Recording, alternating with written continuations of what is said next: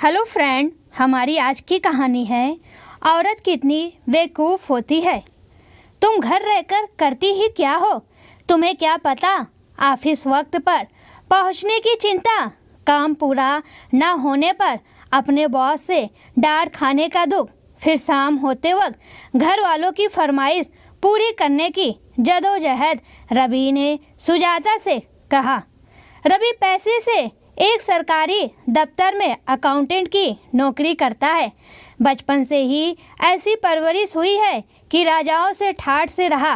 रवि का हर काम माँ और बहनों पर निर्भर करता था।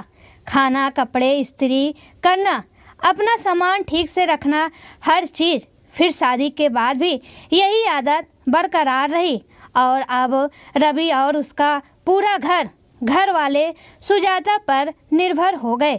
सुजाता का दिन सुबह 5 बजे से शुरू होता और रात के 11 बजे तक यूं ही घड़ी की सुइयों की तरह चलता रहता। फिर भी घर में कोई मिठाई आए या कोई मेहमान आए तो सब मिलकर बैठ जाते थे और सुजाता को भूल जाते थे, ऐसे कि जैसे देखकर भी किसी को अदृश्य समझ लिया हो।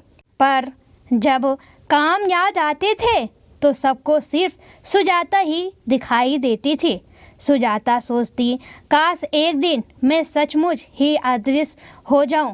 एक दिन सुजाता ने रवि से कहा, मेरी तबीयत ठीक नहीं है, क्या कुछ दिन माँ के यहाँ चली जाऊं? थोड़ा आराम मिलेगा। यहाँ तो दिन भर कोई ना कोई काम लगा रहता है। रवि बोला, तुम्हें यहाँ काम ही क्या है? क्या तुमसे खेतों में मेहनत करवा रहे हैं या कुएं से पानी ढोने को बोल रहे हैं? और तुम्हें जाना ही है, अपने घर तो जाओ। कौन सा तुम्हारे बिना ये घर नहीं रहेगा। सुजाता को रवि की बातों का बहुत दुख हुआ।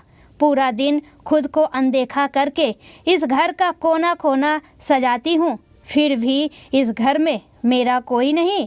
सुजाता ने भी गुस्से से कहा, ठीक है, जब कोई काम है ही नहीं तो फिर मेरे जाने में कोई दिक्कत नहीं।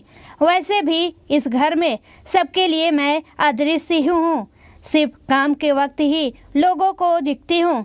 रवि ने झुलझुलाते हुए कहा, ठीक है, जाओ, तुम्हारे बिना भी चल जाएगा ये घर। सुजाता ने मन बना ही लिया कि अब तो एक हफ्ते की बजाय 1 महीने तक नहीं आऊँगी। सुजाता अपने घर चली गई।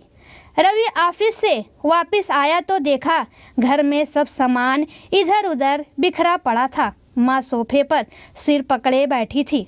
रवि ने रोज की तरह आवाज़ लगाई, सुजाता, पानी देना, चाय भी चढ़ा दो, अदरक वाली, माँ भी पिएगी। रवि की माँ सावित्री जी ने कहा, बावला हो गया है क्या? सुबह खुद ही तो बहू को उसके घर छोड़कर आया है। रवि को काम के चक्कर में याद ही नहीं रहा कि सुबह गुस्से में जो बड़ी बड़ी डींगे हाकी थी, अब उसका नतीजा आना शुरू। रवि बोला, अरे भूल गया था, छोटी चाय बना लो जरा। छोटी बोली, भैया मेरे तो पेपर शुरू है, कल से मैं पढ़ रही हूँ, माँ को बोल दो। सावित्री जी बोली, अरे मेरे तो पहले से ही सिर में दर्द हो रहा है, सुबह से इतना काम करके मेरी कमर ही दुखने लग गई। रवि को खुद ही चाय बनानी पड़ी, जो कभी पानी भी खुद से लेकर नहीं पीता था।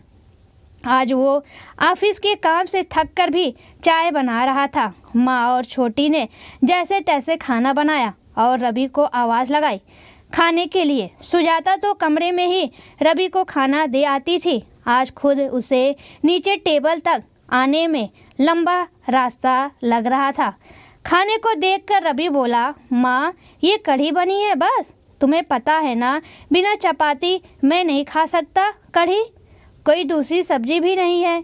सावित्री जी बोली, बचपन से आज तक तेरे नखरे उठाए हैं, जो बनाए खा ले, इतने स्वाद चाहिए तो बीवी को नहीं भेजना था ना मायके। छोटी बोली, भैया हम भी तो खा रहे हैं, आपको पता भी है, पूरे दिन से लगे हुए हैं हम।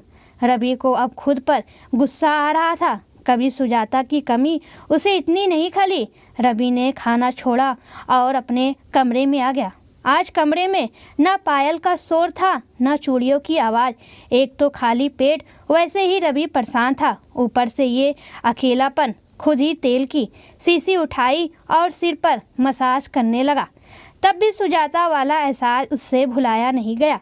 झुंझलाते हुए फ़ोन किया, यार तुम कब आओगी? ये घर मुझे किसी खाली मकान से कम नहीं लग रहा। सुजाता बोली, अरे 2 दिन में ही घर को मकान बना दिया।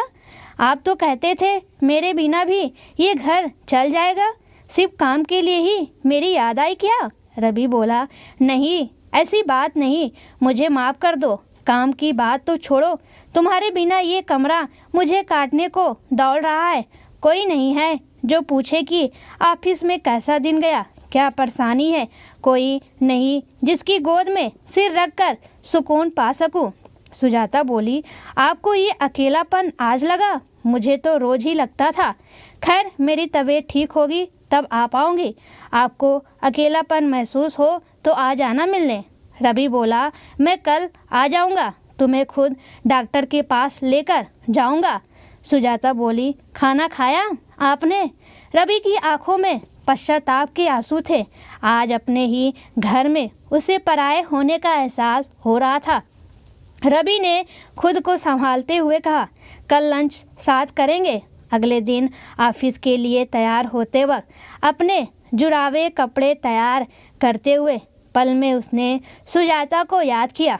सुबह का नाश्ता नहीं बना था तो बिना नाश्ता किए ही चला गया। सुजाता को डॉक्टर के पास दिखाया। सुजाता के शरीर में खून की कमी थी, इस वजह से बहुत थकावट रहने लगी थी। फिर घर का काम और मन खुश नहीं था। रवि और सुजाता ने लंच बाहर ही किया। रवि ने कहा, मुझे माफ़ कर दो, तुम्हारा ध्यान नहीं रखा मैंने। तुम्हारे बिना वीरान है मेरी ज़िंदगी। अब तुम्हें कोई परेशानी नहीं होने दूंगा। सुजाता बोली, काम करने में कोई परेशानी नहीं, पर जब कोई अपना हाल चाल पूछने वाला भी ना हो तो ठीक आदमी भी बीमार जैसा हो जाता है। रवि ने सुजाता का हाथ पकड़ते हुए कहा, मैं वो तकलीफ़ महसूस कर चुका हूँ सुजाता।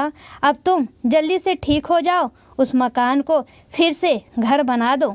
सुजाता को घर छोड़कर रवि अपने घर आ गया। घर जाकर देखा 2 दिन से घर में सफाई तक नहीं हुई थी, किचन भी फैला हुआ था।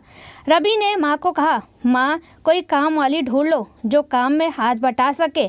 सावित्री जी बोली, आज तक इस घर में काम वाली नहीं आई, अब भी नहीं आएगी। तू अपनी पत्नी को ले आ, कब से मैके में पड़ी है। रवि बोला, मैके में वो पड़ी नहीं है, रह रही है।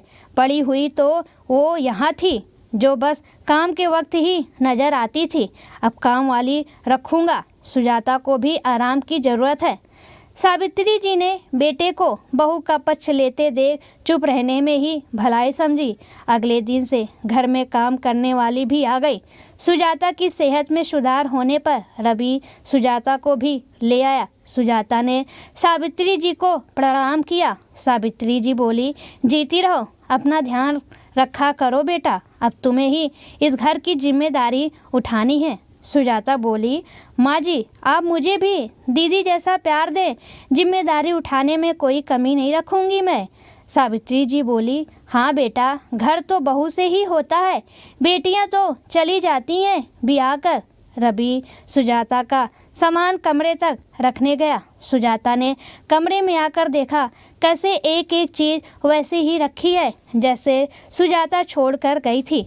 रवि ने सुजाता को गले से लगाया और कहा, मैं कब से इस पल के इंतज़ार में था।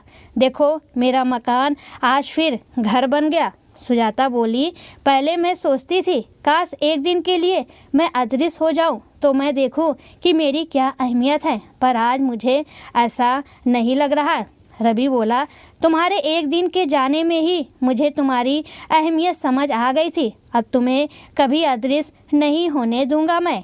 दोनों ने एक दूसरे की आंखों में देखा और मुस्कुरा दिया।